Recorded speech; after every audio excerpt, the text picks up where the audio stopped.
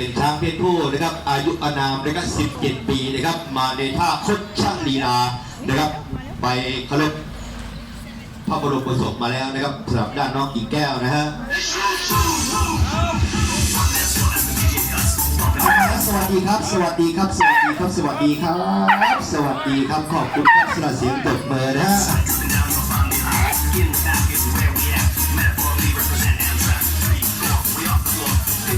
นะครับเพื่อเป็นการเสียเวลากันนะครับก่อนจะทำการแสดงนะครับเดี๋ยวเราวอร์มอัพร่างกายกันสักก่อนนะครับเปรียบเหมือนกับนักฟุตบอลนะครับก่อนลงสนามเขาต้องวอร์มอัพร่างกายกันสักก่อนพร้อมกันแล้วประจำหน้าที่ในน้องช้างจ๋าจับไป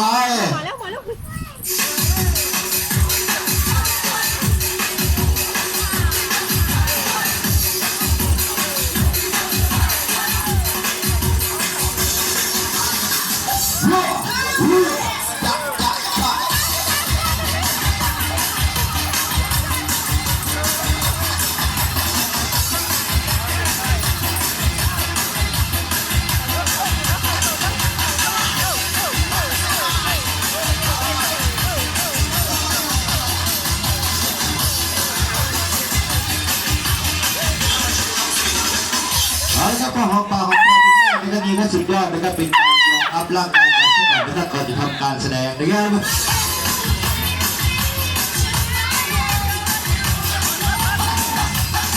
แล้วก็สำหรับด้านนะครับรายการแรกฉากแรกกันเลยนะครับมาชมนะครับช้างยืน2 ขานะครับบนอุปกรณ์การแสดงครับแบบแอคชั่นนะครับฝืนธรรมชาติ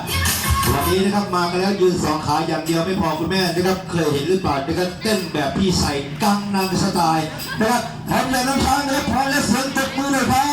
บ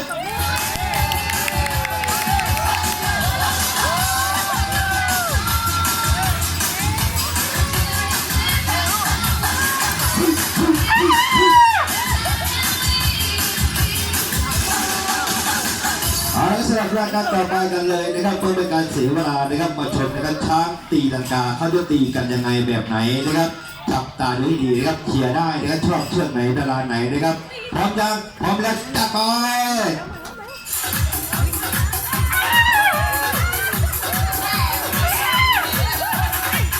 เอาไปแล้วน้องปีเตอร์นะครับ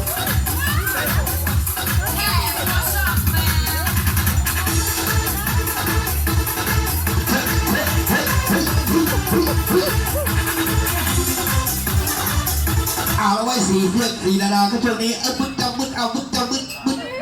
จะเป็นแตกน้องก็เอาไม่มีเอาไปแล้วครับน้องสร้อยเอาเหลือ3ตอนนี้เหลือ3ท่านผู้ชมครับเอาว่ายังไงจ๊ะตัวน้อยตัวใหญ่น้องอีกแกก็ไปแล้วเสียกันไปน้องสีอายาลาหน่อยครับแล้วตัวเล็กว่ายังไงจ๊ะขอบคุณนะครับขอบคุณครับสนับสนุนตัวมือครับขอบคุณครับ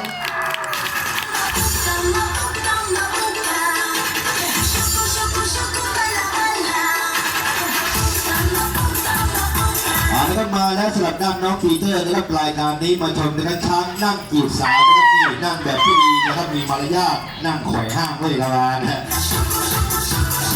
วันนี้มีแต่สาวๆนะครับมาชมนะครับการแสดงของน้องปีเตอร์นะครับว่าน้องปีเตอร์ชอบสาวใส่เสื้อสีอะไรนะครับเดี๋ยวน้องปีเตอร์ตอบพี่ดังๆนะน้องเข้าใจไหมครับ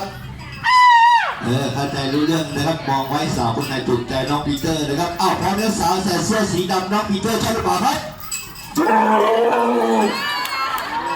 ขนาดไม่ต้องใส่มานะคือแม่สีดำนะครับไม่ชอบนะครับสาวใส่เสื้อสีแดงน้องปีเตอร์ชอบหรือเปล่าครับไม่เอาอยู่ด้วยเสื้อแดงนะครับไม่อยากอยู่พักเสื้อแดงเอาละสาวใส่เสื้อสีขาวน้องปีเตอร์ชอบหรือเปล่าครับชอบหรือไม่ชอบชอบนะครับเดี๋ยวนั่งอยู่ที่ไหนครับปีเตอร์นั่งอยู่ตรงไหนนะครับเดี๋ยวส่งสายตาปิ้งเลยวันนี้ที่นั่งเลยก็สลับด้านน้องช้างนะครับ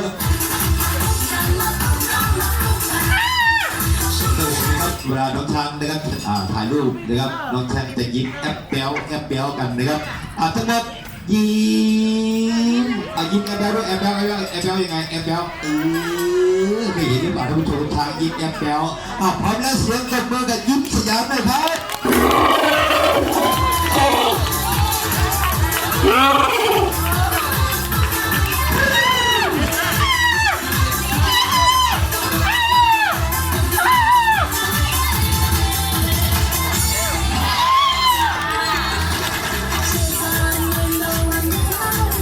มือสละเสียงตบมือนะครับเป็นกำลังใจน้องช้างกันนะครับสำหรับผลงานนะครับรายการต่อไปรวดเดียวไปเลยนะฮะ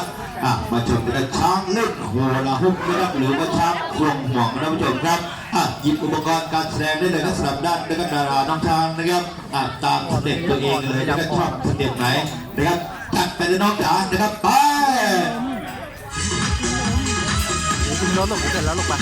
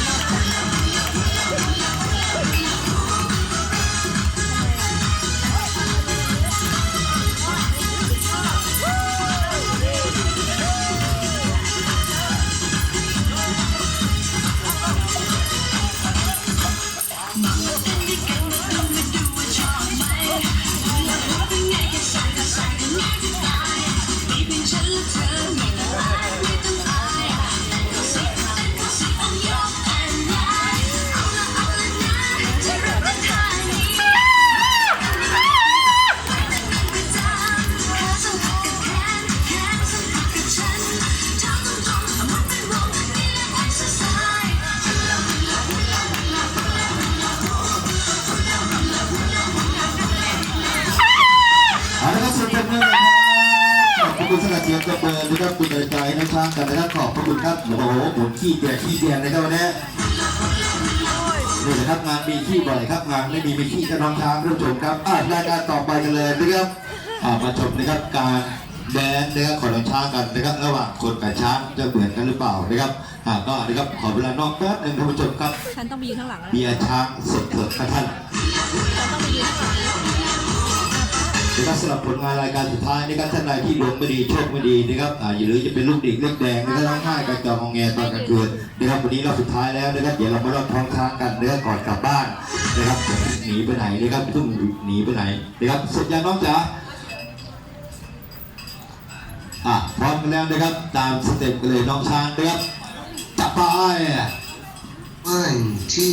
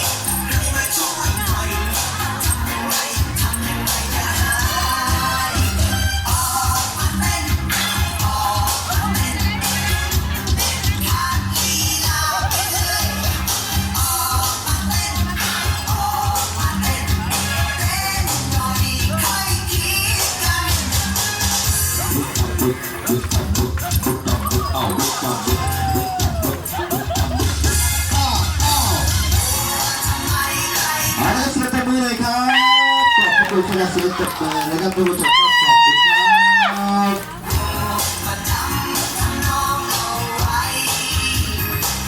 รายการต่อไปกันเลยนะครับกรรมการที่ได้รับสมัครนะครับท่านผู้ชมนะครับสัก1 คนแล้วเดี๋ยวลงมาให้น้องทานนะครับรับสมัครเลยกรรมการ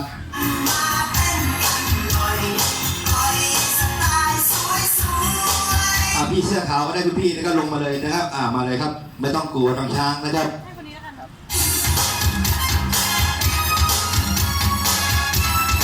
เสียงตบมือเลยครับเดี๋ยวก็มาไม่งอกมาแล้วนะครับยืนหันหน้าไปด้านท่านผู้ชมนะครับพี่ยืนอยู่เฉยๆนะครับไม่ต้องหันหน้าหันหลังนะครับยืนเฉยๆนะครับ